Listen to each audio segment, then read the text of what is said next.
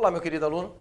Estamos trabalhando aí o direito constitucional e um dos temas mais importantes que nós temos dentro do direito constitucional é o direitos e garantias fundamentais.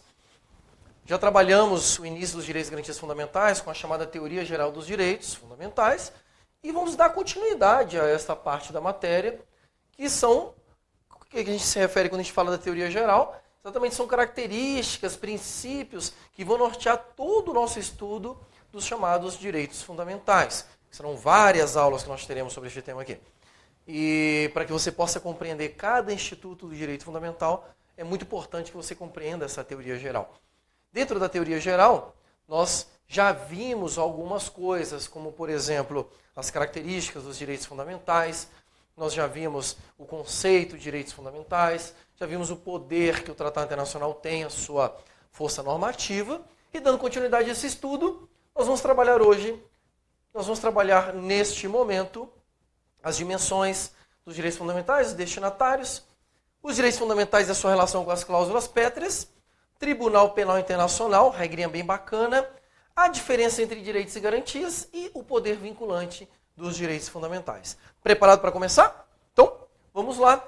Começando aqui a nossa aula de Teoria Geral de Direitos Fundamentais, falando primeiramente sobre a dimensão dos direitos fundamentais. O que são as dimensões dos direitos fundamentais? É muito comum na doutrina e até na sua prova mesmo aparecer como sinônimo de dimensão, né? Pode aparecer na sua prova também, gerações de direitos fundamentais. Então, dimensões ou gerações de direitos fundamentais são sinônimos, é a mesma coisa. Então, tu faz um ou outro. O que nós vamos estudar aqui é uma análise histórica dos direitos fundamentais, no que tange a sua evolução. Como esses direitos foram evoluindo ao longo da história da humanidade. E o que a doutrina conseguiu perceber é que a humanidade foi passando por alguns momentos, e esses momentos foram induzindo a sociedade na busca de alguns direitos específicos. E aí surgiu aquilo que hoje é pacífico na doutrina, 5 dimensões ou 5 gerações de direitos fundamentais.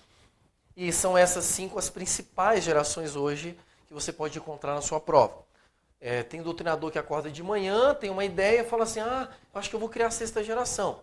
Tem doutrinador que olha lá e fala assim, putz, eu acho que cabe uma 7ª.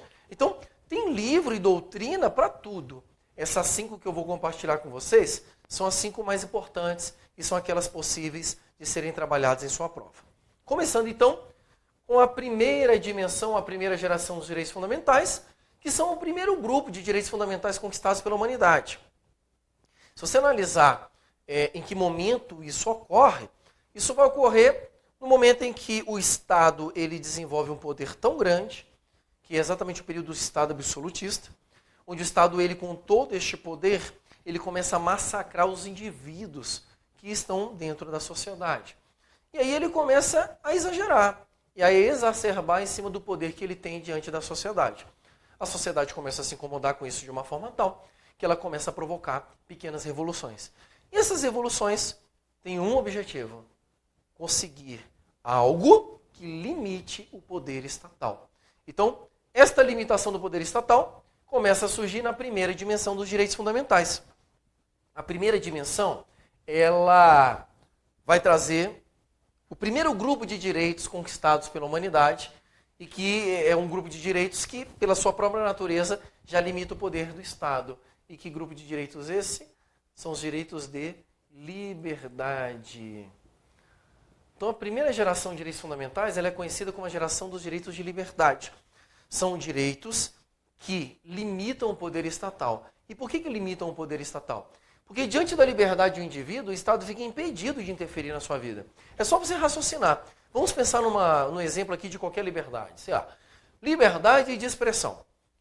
Você exercendo sua liberdade de expressão, você acha que torcer para o Corinthians é a melhor opção do planeta Terra. Se você acha que essa é a melhor opção, apesar de você estar equivocado, obviamente, né?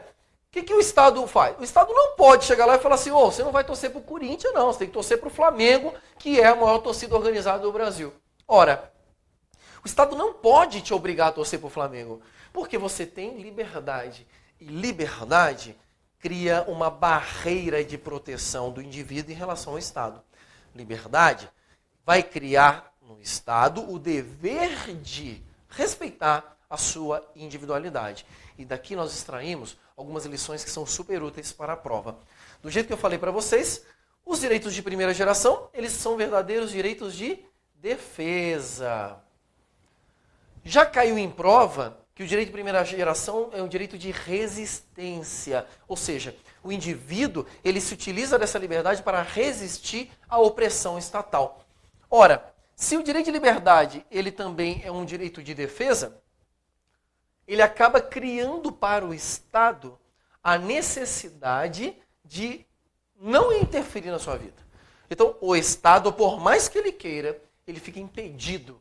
Essa barreira de proteção, essa defesa, ela cria um impedimento para o Estado. Então, a postura do Estado passa a ser uma postura negativa. Então, nós dizemos que os direitos de primeira geração possuem status negativo. Por que, Daniel, negativo? Porque o Estado não pode mais interferir na sua vida diante das liberdades. Ok? Uma característica também bem interessante da primeira geração é que os direitos de primeira geração eles são destinados ao indivíduo. Então, nós dizemos que eles são direitos individuais, porque o Estado ele tem que respeitar a liberdade que cada indivíduo tem. Eu, por exemplo, torço para o Flamengo, o João torce para o Corinthians e o Ricardo torce para o Palmeiras. Cada um tem sua individualidade, cada um pode escolher a liberdade que quiser e fazer o que quiser. Essas palavrinhas que eu fui colocando aqui, ó, primeira dimensão associada com a liberdade, direito de defesa, um status negativo, individual, são palavras que você vai encontrar nas questões de prova e que vão identificar aquela questão como sendo a primeira dimensão. Uma segunda forma disso aqui cair em prova são com exemplos de primeira geração dos direitos fundamentais. Então, a título exemplificativo, você pode lembrar as liberdades como um todo. Então, todo direito de liberdade que você encontrar no artigo 5º é primeira geração. Os direitos individuais, no artigo 5º, são direitos tipicamente de primeira geração. Os direitos políticos são direitos de primeira geração. E também pode aparecer na sua prova os chamados direitos civis. Também são direitos de primeira geração. Tranquilo até aqui? Beleza? Posso continuar? A primeira geração ela veio, trouxe liberdade, e os indivíduos titulares dessa liberdade começaram a disputar um com o outro, porque a liberdade ela tem um efeito muito curioso. Né? A liberdade ela provoca dentro da sociedade uma disputa. E por que ela provoca essa disputa naturalmente? Porque o mais forte ele vai acabar suplantando o mais fraco. Né? O mais inteligente vai suplantar aquela pessoa que não é tão inteligente. E a liberdade ela começa a criar uma desigualdade social. A desigualdade social só é corrigida quando você leva igualdade. Então, a segunda geração de direitos fundamentais é marcada pelos direitos de igualdade. Os direitos de igualdade são direitos que reduzem as desigualdades sociais. E esses direitos, eles não são mais destinados a um indivíduo em espécie. Agora, você precisa de uma intervenção estatal dentro das relações sociais e não destinando-se mais a um indivíduo, mas a grupos sociais, onde o Estado vai interferir. E ele vai ter que vir nessa interferência e vai reduzir a desigualdade de alguma forma. Para reduzir a desigualdade, ele vai ter que meter a mão no bolso, vai ter que investir em projetos sociais. Então, uma característica da segunda dimensão de direitos fundamentais é muito aquilo que a gente vê hoje no Brasil no que tange a política pública. As políticas públicas do Brasil, hoje, são políticas que concretizam a segunda geração de direitos fundamentais. Exatamente por quê? Porque visa reduzir as desigualdades sociais. Então, como palavras mágicas ou palavras chaves que você pode encontrar na sua prova aqui, é que os direitos de segunda geração eles se concretizam por meio de prestações estatais, ou seja, o Estado tem que meter a mão no bolso e tem que, por meio de prestações, é como se ele estivesse pagando um boleto, né? Por meio de prestações estatais, ele desenvolve uma postura diferente agora.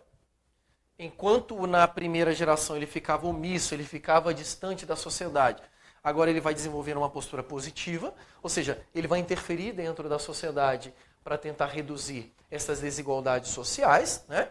Então, uma postura positiva, e ao invés dele buscar o indivíduo em espécie, ele vai destinar todo o seu atendimento a grupos sociais. Então, nós dizemos que os direitos de segunda geração têm um viés e um caráter social. Show de bola até aqui?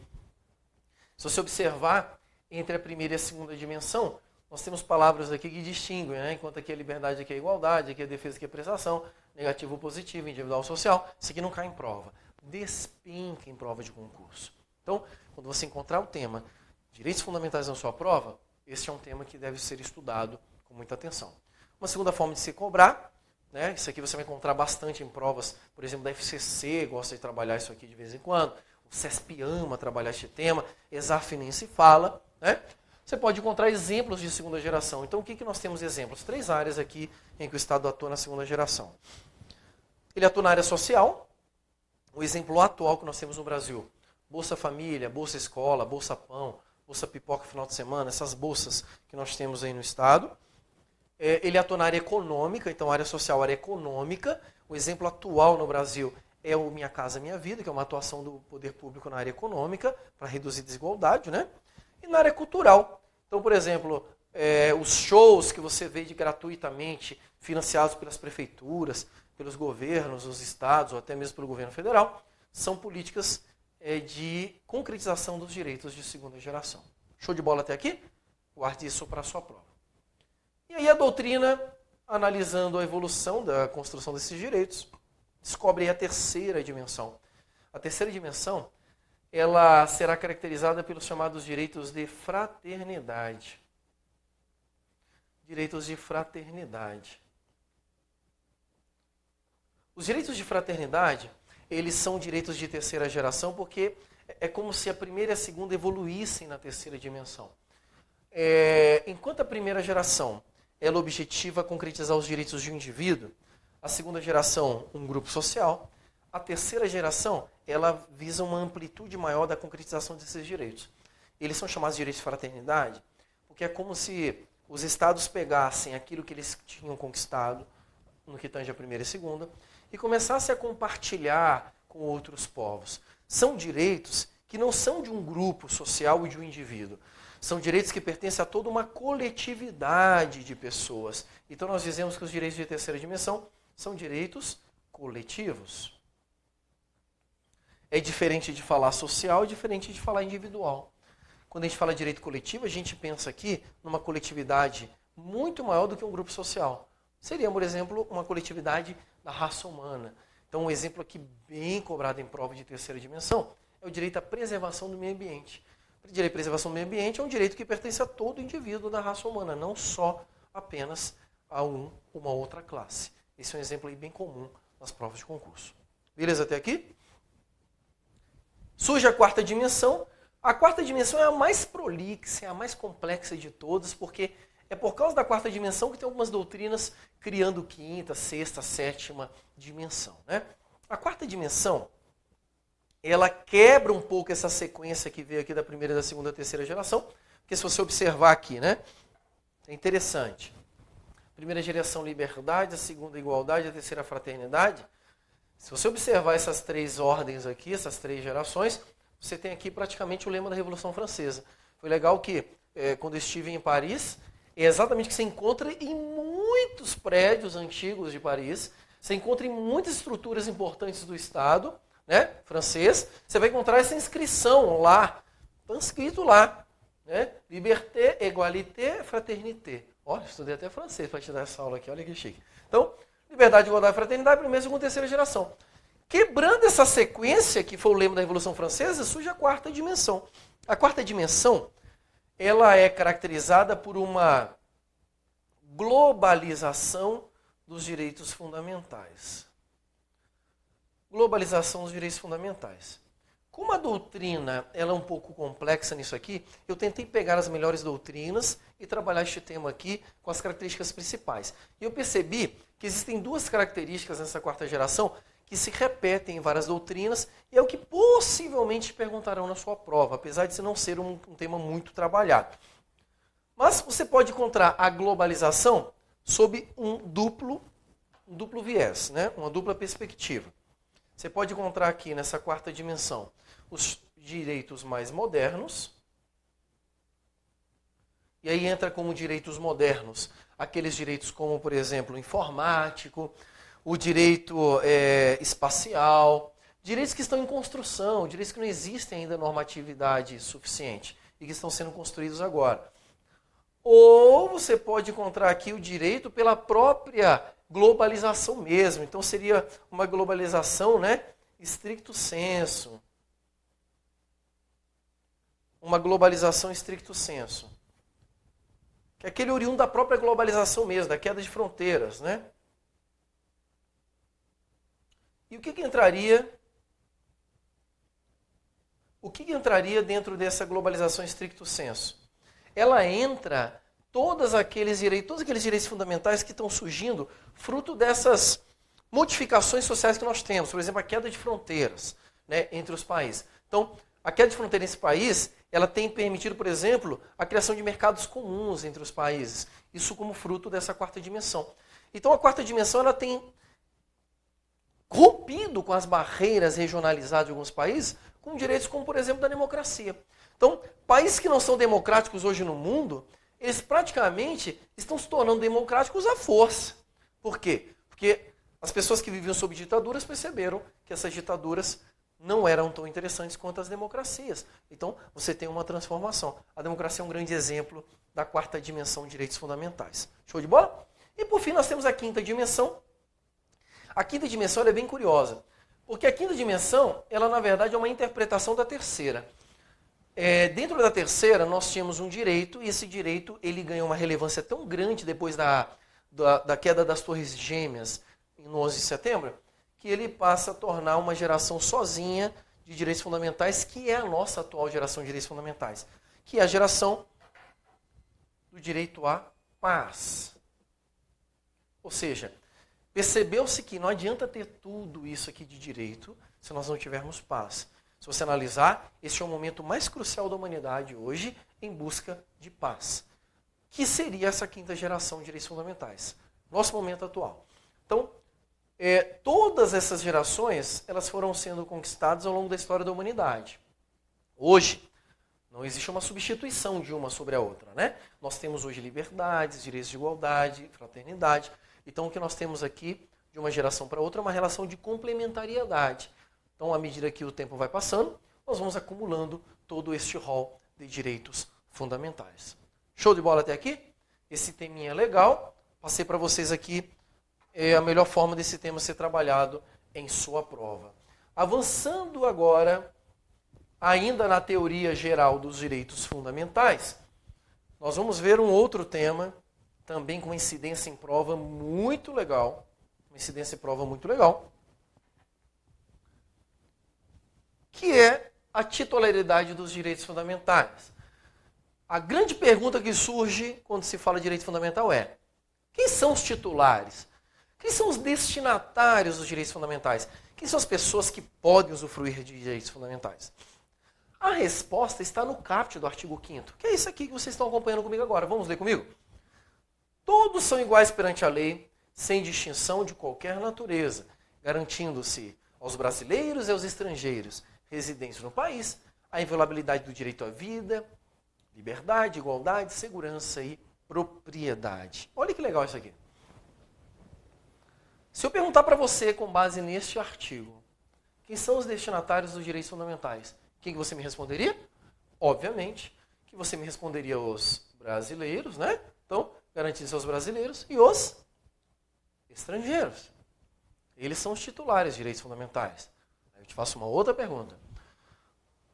Os estrangeiros, qualquer estrangeiro? Claro que não. Olha o que a Constituição falou. Estrangeiros residentes no país. Olha que curioso. Ué, Daniel, então brasileiro eu entendi. Mas estrangeiro residente no país quer dizer que para o cara ser titular de direito fundamental, sendo estrangeiro, ele tem que morar no Brasil? Pode ser a sua pergunta. E essa pergunta ela é curiosa porque a banca sabe que você vai ter essa curiosidade e ele vai te perguntar no dia da sua prova. Né? Então, olha só que legal. Se eu entender que apenas os estrangeiros residentes no país, ou seja, aqueles que moram no Brasil, são titulares de direitos fundamentais, eu te faço uma pergunta. O Brasil sediou a Copa do Mundo, lembra? Tá. E teve um país que eliminou o Brasil, não foi? Foi. A Alemanha. Eu te pergunto, aqueles alemães, eles não moravam no Brasil. Por que que a gente não foi lá e matou aqueles alemães lá? E de quebra matava o argentino também, só para garantir a nossa taça. Ué, Daniel, porque a gente não podia. Ah, mas eles não moravam no Brasil? Ah, então será que é necessário eu morar no Brasil para ser titular de direito fundamental? Óbvio que não. Seria desarrazoado pensar assim. Se eu pensasse assim, qualquer turista, por exemplo, que estivesse passando férias no Brasil, eu poderia ir lá e lhe tirar a vida. Como eu não posso fazer, então a minha compreensão ela tem que alargar este conceito aqui. Então, quando a gente fala estrangeiro residente no país, o Supremo Tribunal Federal, ele alarga esse conceito de residente. E ele entende que residir aqui significa estar. Ou seja, são titulares de direitos fundamentais os brasileiros e os estrangeiros que estão no país. Basta estar, ainda que de forma temporária no Brasil, para que você seja titular de direitos fundamentais. Olha que curioso isso aqui. Ou seja, um cara que não tem curso, que não faz um cursinho preparatório, e que lê o texto da Constituição, ele jamais consegue chegar a essa conclusão fazendo essa leitura. Consegue compreender isso comigo? E aí é onde faz a diferença no dia da sua prova. Tudo bem? Aí você fala, caraca, Daniel, que massa, hein? Então quer dizer que qualquer estrangeiro que está no país é titular de direito fundamental. Exatamente. Mas eu te devolvo outra pergunta agora. Esse estrangeiro que está no Brasil, ele é titular de todos os direitos fundamentais no Brasil, sim ou não? Sim ou não? Claro que não. Estrangeiro não é titular de todos os direitos fundamentais, ele é titular de alguns, aqueles compatíveis com a sua natureza. Por exemplo, estrangeiro tem a cidadania no Brasil? Lógico que não, ele é estrangeiro. Então, cuidado com essa pegadinha. Estrangeiro tem direito fundamental no Brasil? Tem, desde que ele esteja aqui. Tem todos? Não. Show de bola? Uma perguntinha que já caiu em prova também bacana. Aqui ele falou, brasileiros e estrangeiros. Eu pergunto para você ser titular de direito fundamental, é necessário ter a condição humana? Ou seja, tem que ser um ser humano para ser titular de direito fundamental? Tenho certeza que na sua cabeça agora você deve ter pensado nos animais. Falou, Daniel, não, os animais também. Não precisa ser um ser humano. Eu tenho que preservar o cachorrinho e tal. Não se aceita para a prova essa ideia de animal titular de direito fundamental. Então tira isso da sua cabeça. Ah, Daniel, então quer dizer que só os direitos humanos têm direitos fundamentais? Também não. Você tem que lembrar que quando ele fala todos, incluindo brasileiros e estrangeiros que estão no país, ele fala não só nas pessoas físicas, mas ele também fala nas pessoas jurídicas. Então, são titulares de direitos fundamentais, pessoas físicas e jurídicas. Daniel, o que é pessoa jurídica? Uma empresa. Uma empresa, por exemplo, o próprio Focus Concurso é uma empresa. Então, quando você quiser, por exemplo, reclamar ou entrar com uma ação judicial contra o Focus tem o direito de se defender? Tem. Ele tem o direito de se defender. Ele pode se defender, pode constituir advogado, tem contraditório de defesa, tem direito fundamental. Entendeu isso aqui? Tá, Daniel. E se essa pessoa jurídica for de direito público, tipo uma autarquia federal? Vou pegar o exemplo do INSS. O INSS é uma autarquia federal. Se o INSS, ele como autarquia, como pessoa jurídica de direito público, ele teria direito fundamental? Lógico que sim. Então, olha só. Pessoas físicas ou jurídicas, vou colocar aqui, de direito público ou de direito privado, são titulares de direitos fundamentais. Olha como é que amplia o meu rol. Quando eu falo titulares, eu falei brasileiros e estrangeiros que estão no território nacional, sejam eles pessoas físicas ou pessoas jurídicas. Sejam pessoas jurídicas de direito público, sejam pessoas jurídicas de direito privado. Todos estes são titulares de direitos fundamentais. Obviamente que você tem que ter cuidado com as pegadinhas. Uma pessoa jurídica, ela é titular de todos os direitos fundamentais? Lógico que não. Ela será titular dos direitos fundamentais apenas compatíveis com a sua natureza. Show de bola? Então cuidado com esse tema, que é um tema super legal que costuma ser trabalhado nas suas provas. Beleza? Avançando ainda nessa teoria geral, mais uma questãozinha legal aqui para o seu concurso público. Vamos falar das cláusulas pétreas. Olha que curioso aqui. O que são cláusulas pétreas? Cláusulas pétreas são cláusulas de pedra que estão previstas no artigo 60, parágrafo 4º da Constituição. são normas que não podem ser retiradas da Constituição, elas não podem ser abolidas da Constituição. E aí o artigo 60, parágrafo 4º, trouxe uma lista daquilo que ele considera tão importante, que proibiu proposta de emenda tendente a abolir. Falou assim, olha, legislador, não pode tirar esse tema da Constituição. E olha só quem apareceu aqui. Os direitos e garantias individuais. Olha que legal. Segundo a Constituição Federal, os direitos e garantias individuais são cláusulas pétreas. Significa que eles não podem ser retirados da Constituição Federal. Tranquilo até aqui? Pergunta de prova. Daniel, eles não podem ser retirados, mas eles podem ser modificados? Pergunto para você. Claro que sim, eles podem ser modificados. Eu posso, por exemplo, ampliar um direito e garantia individual. Quando ele proíbe de retirar, ele está proibindo de eu diminuir a garantia. Mas eu posso ampliar, eu posso deixá-la melhor. Então, a cláusula pétrea, como os direitos e garantias individuais são protegidos, não impede que esses direitos sejam modificados. Impedem apenas que eles sejam abolidos. Uma coisa curiosa que eu chamo a sua atenção, que pouca gente vê. A Constituição, no artigo 60, parágrafo 4º, diz que são direitos e garantias individuais apenas os individuais. Olha só isso aqui. Percebeu? Se você lembrar da classificação dos direitos fundamentais, você vai perceber que direitos individuais é apenas uma espécie de direitos fundamentais. E aí, sempre em prova, eles gostam de perguntar, e os outros direitos fundamentais também são cláusulas pétreas? Então, atenção. Para a Constituição, não. Para a Constituição, são cláusulas pétreas apenas os direitos e garantias individuais. Está aqui escrito. Mas para o STF, todos os direitos e garantias fundamentais são cláusulas pétreas. Então, cuidado com isso em prova. Para a Constituição Federal, apenas direitos e garantias individuais. Para o STF, Supremo Tribunal Federal, são cláusulas pétreas, ou protegidas pela cláusula pétrea, todos os direitos fundamentais. Essa questão aqui é muito legal para a sua prova. Fundamentais. Então, para o STF, todos os direitos fundamentais são cláusulas pétreas. Para a Constituição, apenas os individuais. Lembrando disso aqui, você não vai errar essa questão na sua prova. Show de bola? Esse é mais um teminha que já apareceu em prova de concurso e com certeza pode fazer diferença na sua preparação. Avançando então, o outro tópico legal aqui é sobre o Tribunal Penal Internacional. O artigo 5º, no parágrafo 4º, traz uma previsão super interessante do Tribunal Penal Internacional. Ele diz assim, o Brasil se submete à jurisdição do Tribunal Penal Internacional, a cuja criação tenha manifestado adesão. O que é Tribunal Penal Internacional? O famoso TPI. Ele é um tribunal porque ele julga. Ele é penal porque ele julga crimes. E ele é internacional porque a jurisdição dele está além das fronteiras nacionais. Né? O Tribunal Penal Internacional ao qual o Brasil está, ao qual ele aderiu, porque nós já aderimos ao TPI, ele fica localizado em Haia. E esse tribunal lá, ele vai julgar não qualquer tipo de crime, mas apenas aqueles crimes que possuem repercussão contra a humanidade. Então são crimes de guerra, crimes de genocídio, crimes de agressão estrangeira. Esse tipo de crime com relevância para toda a humanidade é que o TPI se preocupa. Então cuidado com isso em prova.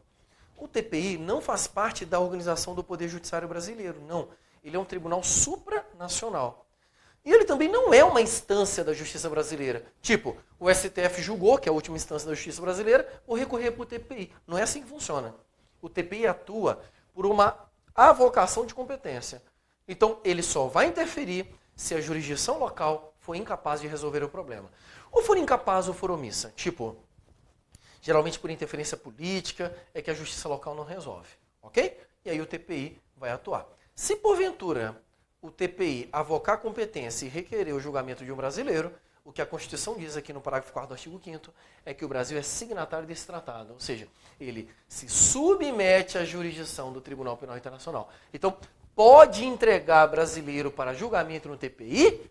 Pode. Lógico que pode entregar. Show de bola? apareceu isso aqui dentro do artigo 5º, que é o artigo das garantias fundamentais. Tranquilo? Geralmente em prova, eles gostam de cobrar o próprio texto constitucional. Um outro teminha interessante diz respeito à diferença entre direitos e garantias. Então, existe diferença entre direito e garantia? Porque se você pegar o artigo 5º e começar a ler, você vai perceber que ele começa o título dizendo dos direitos e garantias fundamentais. Quando ele começa o primeiro capítulo, ele fala dos direitos e garantias, dos direitos e deveres individuais e coletivos. Então, o título do que a gente está estudando é direito e garantia fundamental. Qual é a diferença, se existe, né, entre direito e garantia? Então, muito cuidado com isso aqui. Direito e garantia, eles são dois institutos jurídicos diferentes. O direito é o próprio bem jurídico que a Constituição te dá. A garantia é a ferramenta de proteção desse bem jurídico. Pegando um exemplo, você tem um bem jurídico, direito, liberdade de locomoção. Garantia, o habeas corpus que protege essa liberdade. Entendeu? Então, você pode afirmar que direito e garantia são diferentes. Mas, essa questão é uma questão muito boa, que já caiu em várias provas, toda garantia é um direito. Então, ao mesmo tempo que você tem que lembrar que direito e garantia são institutos jurídicos diferentes, você também tem que lembrar que toda garantia é um direito. Por quê, Daniel? Porque a garantia do habeas corpus, por exemplo, neste exemplo que eu citei, ele é um direito que a Constituição te dá no artigo 5º. Por isso que a gente afirma isso. Direito e garantia são institutos diferentes, mas toda garantia é um direito. Beleza? E para fechar essa teoria geral dos direitos fundamentais, este tema aqui, que é um tema super bacana e é um tema que pode aparecer nas provas mais complexas de concurso público, que é o poder vinculante dos direitos fundamentais. Os direitos fundamentais, eles acabam criando essa proteção do indivíduo em relação ao Estado, não é? Nós já falamos sobre isso. E ele também vai exercer um poder de vinculação para o Estado, fazendo a vinculação em cada um dos poderes. Olha que curioso isso aqui. Então, quando a gente fala do poder vinculante de direitos fundamentais, significa dizer o Estado como um todo, ou seja, tanto o Poder Executivo quanto o Poder Legislativo e o Judiciário precisam respeitar os direitos fundamentais. O Poder Executivo tem que respeitar os direitos fundamentais quando ele administra o Estado, ou seja, na execução da atividade administrativa, tem que respeitar o direito fundamental. O Legislativo precisa respeitar o direito fundamental quando ele cria a lei. Ou seja, quando o Legislativo vai legislar, tem que observar o que está no direito fundamental. E o Judiciário também tem que respeitar os direitos fundamentais quando ele vai proferir os seus julgamentos. É o que nós chamamos de poder vinculante dos direitos fundamentais em cada um dos três poderes. Show de bola até aqui? Espero que essa aula te ajude na compreensão dessa parte geral, né, dos direitos fundamentais, porque a partir daqui para frente nós trabalharemos os direitos fundamentais em espécie. Show de bola? Um beijo no seu coração e até a próxima aula.